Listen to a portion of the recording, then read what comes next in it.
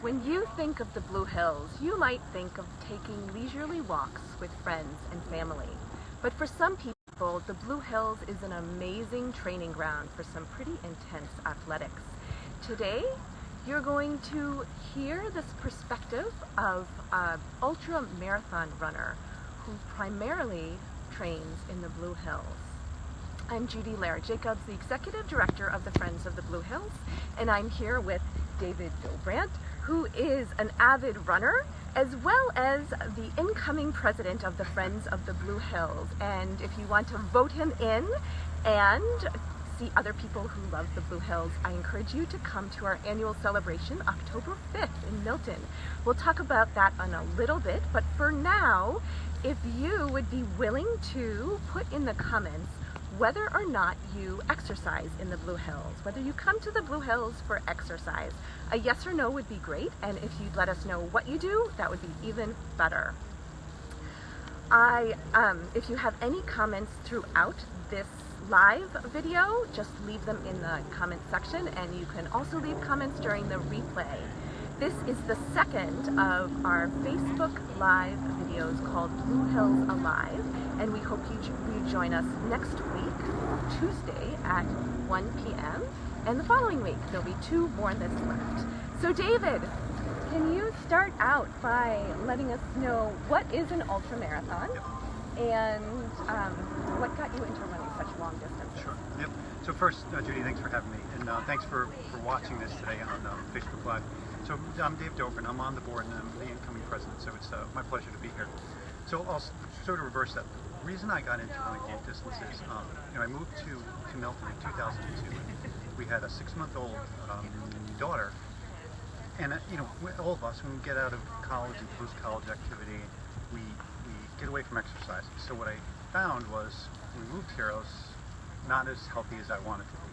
So after getting the house in order and spending time making sure our lives were set, I started running to lose weight. And what I realized was I had always gone the same distance, 6 miles maybe, at most maybe 7 or 8 miles. And then one day I just ran more. I ran 10 miles, and the next week I ran 14 and then 20.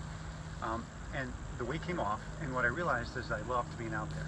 So I got in with a group of friends who were marathon training, and I ran my first marathon or trained for my first marathon in 2006. That got me hooked, and then just a few years later, my friend Steve Murray and I are like, do you want to run a 50-miler? Let's try it. So we ran Stone Canyon Ipswich. It was a great experience, and then that just got me on this journey of running.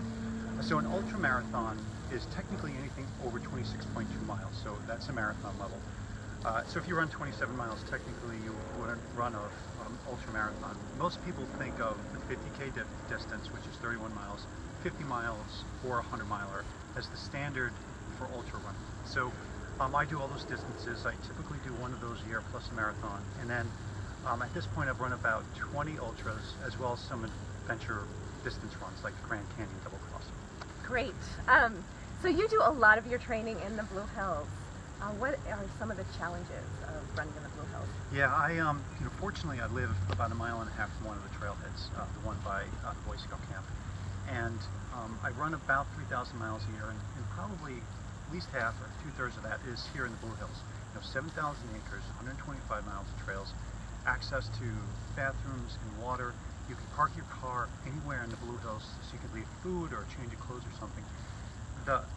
The challenge, there's 2 kind of challenges. One is not unique to the Blue Hills, and that's just trail running in general. So if you're going to go out and run a 3-mile or you're going to go out for 30 miles, trail running is much more challenging than street running because you could fall. There are these things on the ground, rocks, roots, and branches and trees and stuff like that. So anyone who's trail run for a period of time, you've fallen. The thing that's unique about the Blue Hills, trail running here, and it's also one of the benefits, is the amount of activity that goes on here. So if you stay at the popular areas like behind Hopeless Pond or between the police barracks and the Trailside Museum, there's a lot to navigate. So if you're running on the popular trails, you're going to be running with hikers, bike riders, children, dogs, horses in some spots. So the only real challenge is picking the trails based on what you want to do. If you want to be alone, go somewhere else. If you want to be with people, stay in the popular areas. That's great. So if you have any questions for David about ultra marathons, just leave them in the comments. So one question that people often have is, can you give people some tips for running in the Blue Hills? Sure, yep. Single biggest tip I can give is to download a trail map, laminate it, fold it up, and keep it whatever you take with you when you run, whether it's a backpack or water belt. Blue Hills is really unique. On most of the trailheads and trail intersections, there's a four-number piece of wood tacked about 8 or 10 feet up. And on the trail map, it shows you where that is on the map. So if you can find that on your map, what you're looking at, run to the next one, you'll know exactly where you are. So people are concerned about running in the Blue Hills because it is 7,000 acres. I mean, it's big. They're worried about getting lost. But if you have a trail map with you, you can always find out where you are and figure out where to go. So I've spent, more than a dozen years running in the Blue Hills. I spent a lot of time here. I still carry a map with me. So that's the first thing. The second thing is, if you're going to go out for long distances, 20 miles, 30 miles, 40 miles, the Blue Hills is a great place to find these hidden nuggets of treasures, these little pearls. There are so many interesting things in the Blue Hills that people don't know about, like the Nike missile site or the CCC camp from the 30s. You can really explore, and that's what I tell people. I say, don't go on the same trails over and over. Don't go around Ponkapoag 10 times. Fan out and go find stuff. That's great advice. So there are a lot of people on the trails, hikers, bikers, horseback riders. Do you have any suggestions on how to navigate? Yeah, so I run with a group of guys, or a group of friends. So we talk about this a lot because, of course, runners are the most courteous people out there. So the one thing about hikers, since this happens especially around Ponkapoag, I just make fun of it, but on Sunday mornings or Saturday mornings, people get out there because they like how quiet it is. And when you run up on someone, you startle them, and it's just an awful way for somebody to spend their morning. So the first thing is, you're coming up on a hike up by themselves, just announce yourself. So usually what I'll say is, I love your jacket, or I'll say good morning, or good afternoon, or passing on your left, so that if it's a smaller trail, you know where to go. The thing about mountain bikers are a different kind of challenge for runners, because they're obviously coming behind us really fast. And they are on these single track trails where you can't pass someone unless someone gets off the trail. So what they do is, most of them are good guys, and they'll say passing on your left or coming up on you. So we get off the trail. So bikes have the right of way. So the runners should get off the trail, let them pass. If you are passing them like they're struggling to get up a hill, it's hard for them to get off the trail and wait. So what we typically do is we go around them, get off the trails into the woods. The horses are kind of a different issue because they're such big animals, and you don't want to spook them. So what we do, 100% of the time, we stop running. And we announce ourselves if we're behind them, but if we're face to face, they see us coming, we stop and we walk by the horse. And most of the riders will say, you can keep running, the horse will be fine, but I'm not going to take a chance with an animal that big. And then the rest of it, people walk dogs all the time, and whether you like it or not, the dogs could be off leash. We keep running. We assume dogs are voice command trained. We assume the dogs aren't going to come after us.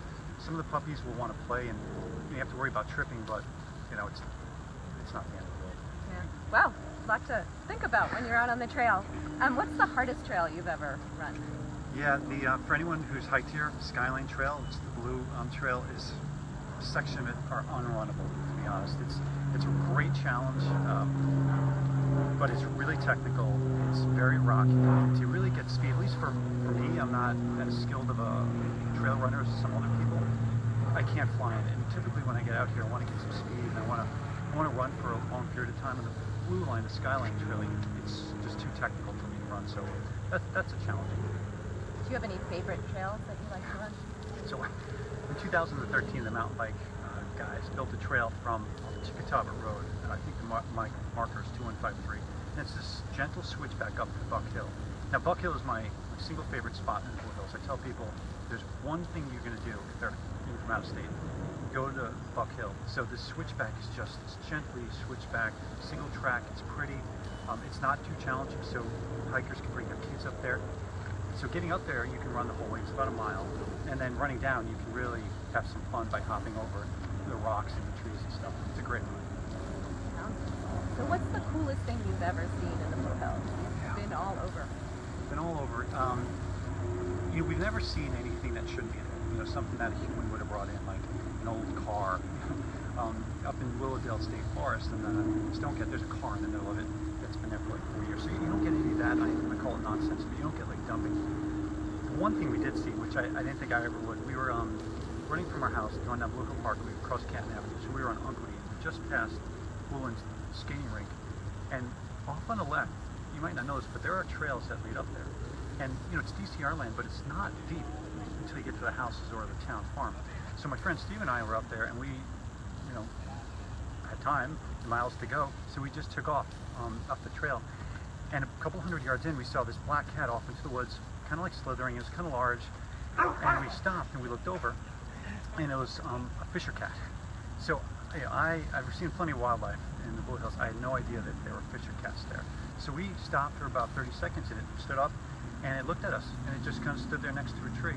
And then at one point, Steve took out his phone, and the thing took off. But it was great because I've never seen a fisher cat in the wild, and I didn't think I ever would. Wow, neat. So what's your worst moment and best moment in running in the Blue Hills?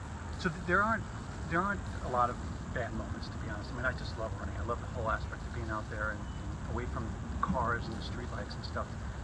But like any runner or hiker, we've all fallen. So I was coming down from Hawk Hill with 3 other guys once, coming down to like 28, and we were going fast, and it was a rocky trail, and I fell. And it wasn't like I stumbled into first and put my hands out. I was up and I was down. And by the time I pushed my shoulders off the ground, there's a pool of blood forming below me. So my friends, you know, came back, and you could tell by the look on their face that it wasn't looking good. So what happened is I broke my nose, I cut my nose open, my teeth cut my lip, top and bottom of the lip. So basically I had a stationary rock, an embedded rock from the bridge of my nose to my chin. So they walked me out, you know, they wouldn't give me their shirt, so I had to take my shirt off to stop the bleeding. They walked me out, one of my friends drove me to the ER, and I got stitches. They didn't reset the nose, and then they glued my cut on the lip. Sounds pretty bad. Yeah, and the scary, I mean, we were fall. The scary thing is, what if I was by myself?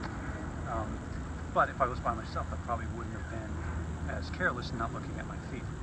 So that was my worst moment, but we all fall. And then the best moment, you know, there's so many good things that happen when you're out running. You see things, you experience these moments. You know, you're at Houghton's Pond on a Saturday morning. There are these religious groups that do baptisms. It's such a surreal thing to see that early because they're dressed up and they're singing, and it's just such a special moment for them.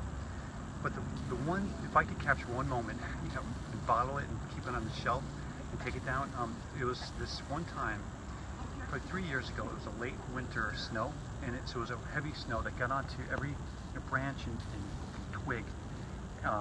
So I took my daughter, who was 12 at the time, on a trail run. And so we were packing, you know, running in fresh snow, and we got to the top of a buck with this kind of pine scrub, and every single piece had snow on it. And the sun was coming up, and it was warm enough where we weren't freezing. We spent 2 or 3 hours in the Blue Hills running on this fresh snow and seeing other people that came up to look at it. And it was just, you know, one of these things that you don't think you'll ever see again in your life, because it was a perfect combination of, you know, the time of year and no leaves on the trees, and then just being able to get out on a Sunday morning and have some great time. It was great. Oh, that's great. Thanks, David. Are there any last thoughts you want to share with people? Sure. You know, the thing I encourage people to do, you know, there are a lot of places to trail run in New England. I was 2 days ago, I was up in Vermont doing a 50-miler in Vermont, and you know, within a couple of hours you can drive to these places. The beauty about the Blue Hills is you have access to water and bathrooms, you have access to park your car and go on a long run and come back to it to change your clothes or to get something to eat. And then the Blue Hills has so many pearls from these little treasures that you don't know about, that if you read up on it, you find out where it is, and you can go and spend your time on the runs looking for it instead of, like I said, just doing loops over and over. It's just something that I don't think you can get within hours of where we live. Great. Thank you, David. And thank you for watching. If you love the Blue Hills and want to support it and have a great time, I hope you'll join us at the annual celebration Thursday, October 5th at 7 at Milton Hoosick Club. There's a silent auction, a great speaker, and delicious food. So you can find more information at friendsofthebluehills.org/celebration2017. And you can also tune into Facebook Live with us on Thursday morning at 9, where we'll be interviewing with the keynote speaker. So thank you again for watching. I hope you will join us every Tuesday for the next 2 weeks on Tuesday at 1 p.m.